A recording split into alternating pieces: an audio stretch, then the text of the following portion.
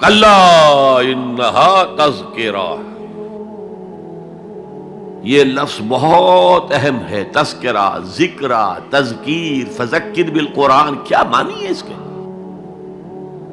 یاد دہانی صحیح ترین ترجمہ ہے، یاد دہانی. ایک ہے کسی کو کچھ سکھانا، نئی بات سکھانا، ایک ہے یاد دہانی. اسے ایک چیز معلوم تھی، کوئی بھول گیا، یاد کرانا. جیسے آپ کے کسی دوست نے آپ کو بہت قیمتی قلم دیا تھا، آپ نے اسے بہت سنبھال کر اپنے ٹرنک میں رکھ دیا. اب سال ہا سال ہو گئے، نہ دوست سے ملاقات، نہ وہ یاد.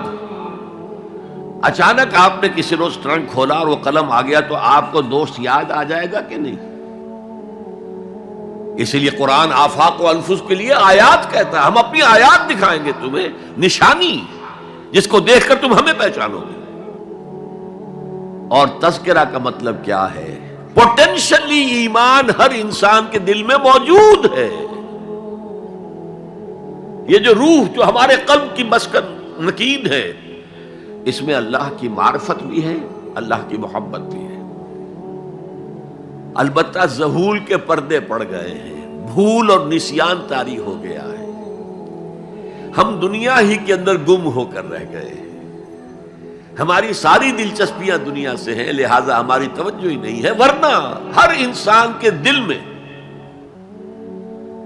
یہ جو یہاں ہندوستان میں کہتے ہیں آتما اور پرماتما، آتما اور پرماتما کا تو تعلق بہت گہرا ہے. ابتدا میں بنا دی گئی تھی ارواح، جب ہم سب کے سب تمام انسان آدم سے لے کر اور تا قیامت جو انسان آئے گا دنیا میں، ان سب کی ارواح پیدا کر دی گئی.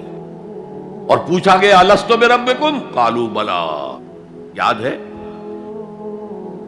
لہذا یہ تذکرہ ہے، یہ یاد دہانی ہے، تمہارے اندر موجود ہے. اللہ کی معرفت بھی موجود ہے، اللہ کی محبت بھی موجود ہے. لیکن کلا بل ران علی قلوبہم ما کانوا یعملون، ان کے دلوں پر زنگ آ گیا ہے اب ان کے اعمال کی وجہ سے. شیشہ جو ہے وہ زنگ آلود ہو گیا. حضور نے فرمایا ان هذه القلوب لتصدع كما يصدع الحديد اذا اصابه الماء، ان دلوں پر بھی زنگ آ جاتا ہے جیسے کہ لوہے کے اوپر پانی پڑتا رہے تو اس کو زنگ آ جاتا ہے.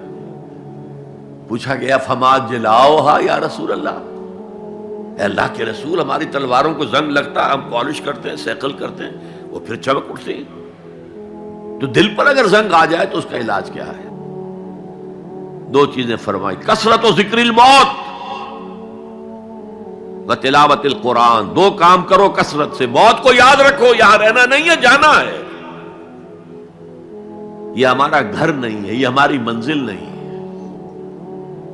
ہمارا اصل گھر جو حضور نے فرمایا انما الدنیا خلقت لکم وانتم خلقتم للآخرہ، یہ دنیا تمہارے لیے بنائی گئی، تم آخرت کے لیے بنائے گئے ہو. اسی لیے حضور نے فرمایا کن فی الدنیا کانک غریب عابر السبیل،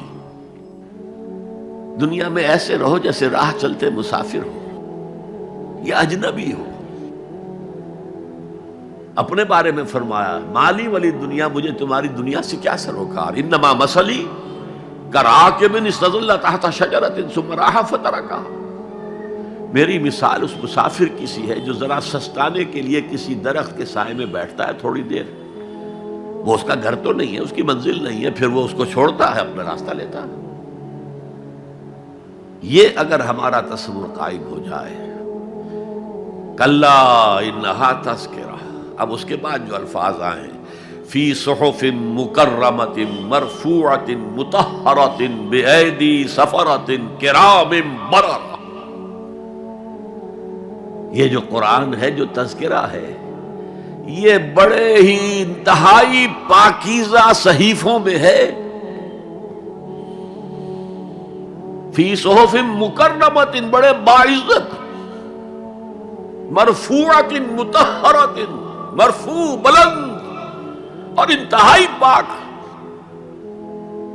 بے ایدی سفرۃ، یہ کن کے ہاتھوں میں ہے؟ لکھنے والے وہ فرشتے.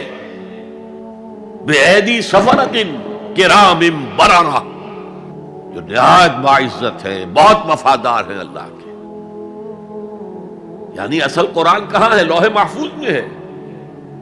اصل قرآن کہاں ہے؟ ابھی اگلی جو پڑھیں گے ہم، کتاب مکنون، چھپی ہوئی کتاب کے اندر ہے۔ اصل قرآن کہاں ہے؟ وَإِنَّهَا لَفِي أُمِّ الْكِتَابِ لَدَيْنَا لَعَلِيٌّ عَظِيمٌ، یہ تو اس ام الکتاب میں جو ہمارے پاس ہے، بہت بلند ہے اور بہت عظمت والا ہے۔